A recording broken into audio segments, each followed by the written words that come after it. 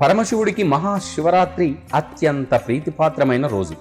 ఈ పర్వదినం కోసం శివభక్తులు ఎంతగానో ఎదురు చూస్తూ ఉంటారు. ప్రతి నెలలో మాస శివరాత్రి వస్తుంది, కానీ ఆ మహాశివరాత్రి సంవత్సరానికి ఒక్కసారే వస్తుంది. కాబట్టి ఈ ఏడాది మహాశివరాత్రిని ఎంతో వైభవంగా జరుపుకోవడానికి భక్తులందరూ కూడా ఎదురు చూస్తూ ఉన్నారు.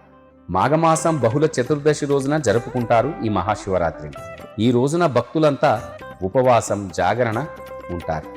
ఆ మహాశివుణ్ణి ఇలా పూజించడం వల్ల ఎన్నో ప్రయోజనాలు కూడా పొందవచ్చని మన పురాణాలు, పండితులు కూడా చెబుతారు.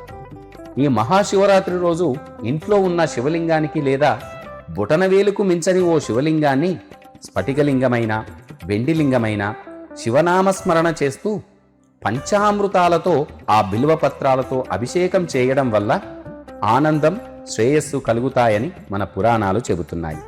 అలాగే చేసిన భక్తుల పాపాలన్నీ కూడా తొలగిపోయి పుణ్యం కలుగుతుందని కూడా మన పురాణాలు చెబుతున్నాయి. కొంతమందికి ఎన్ని ప్రయత్నాలు చేసినా కూడా ఉద్యోగం రాదు. అలాగే ఇంకొంతమందికి వ్యాపారంలో నష్టాలను ఎదుర్కొంటారు. ఇలాంటి వారు తమ వ్యక్తిగత జీవితంలో విజయం సాధించాలంటే ఈ మహాశివరాత్రి రోజున శివాలయంలో ఓం నమఃశివాయ అనే మంత్రాన్ని జపిస్తూ 11 మట్టి దీపాలను వెలిగించాలని మన పురాణాలు చెబుతున్నాయి. ఇలా చేయడం వల్ల అన్ని అడ్డంకులు తొలగిపోతాయని కూడా శాస్త్రం చెబుతోంది. ఆర్థిక సమస్యలు ఉన్నవారు ఈ మహాశివరాత్రి రోజున సాయంత్రం ఆ పరమేశ్వరుడికి జమ్మి ఆకులు, రుద్రాక్షమాలను సమర్పించాలని మన పురాణాలు చెబుతున్నాయి. ఇలా చేయడం వల్ల ఆ పరమశివుడు ఆ భక్తుల కష్టాల నుంచి గట్టెక్కిస్తాడని కూడా మన శాస్త్రం చెబుతోంది. జాగరణ సమయంలో ఈ మహాశివరాత్రి రోజున ఉపవాసం ఉండేవారు ఉదయాన్నే నిద్రలేచి ఆ తర్వాత కొత్త బట్టలు ధరించి ఇంట్లో ఉన్న శివలింగానికి పాలు, చందనం, నెయ్యి, పంచదారతో అభిషేకాన్ని చేయాలి. రాత్రి జాగరణ ఉండేవారు శివపురాణం, శివ సహస్రనామం ఇలా ఆ శివునికి సంబంధించినవి చదవడం వల్ల మంచి ఫలితాన్ని పొందవచ్చు.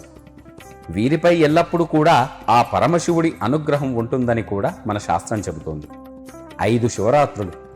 మహాశివరాత్రి రోజున శాస్త్రోక్తంగా శివుణ్ణి ఆరాధించిన, అలాగే ఎలాంటి మంత్రాలు తెలియక కేవలం భక్తితో ఆ శివలింగం మీద చెంబెడు నీళ్లు పోసినా ఆ రెండూ తనకు సమానమే అని ఆ పరమశివుడు అంటూ ఉంటాడు.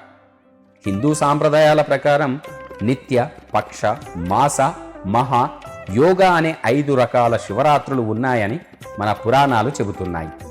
నిత్య శివరాత్రి అంటే రోజు ఆ శివుణ్ణి పూజించడం. పక్ష శివరాత్రి అంటే ప్రతి మాసంలో వచ్చే ఆ శుక్ల బహుళ చతుర్దశి రోజున ఆ శివుణ్ణి ఆరాధించడం. మాస శివరాత్రి అంటే నెలలో బహుళ చతుర్దశి రోజున ఆ దేవదేవుణ్ణి అర్చించడం.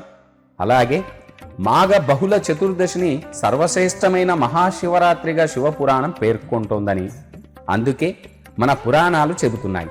సాధకుడు తన యోగ మహత్యంతో యోగ నిద్రకు ఉపక్రమించడాన్ని యోగ శివరాత్రి అంటారని కూడా ప్రసిద్ధి.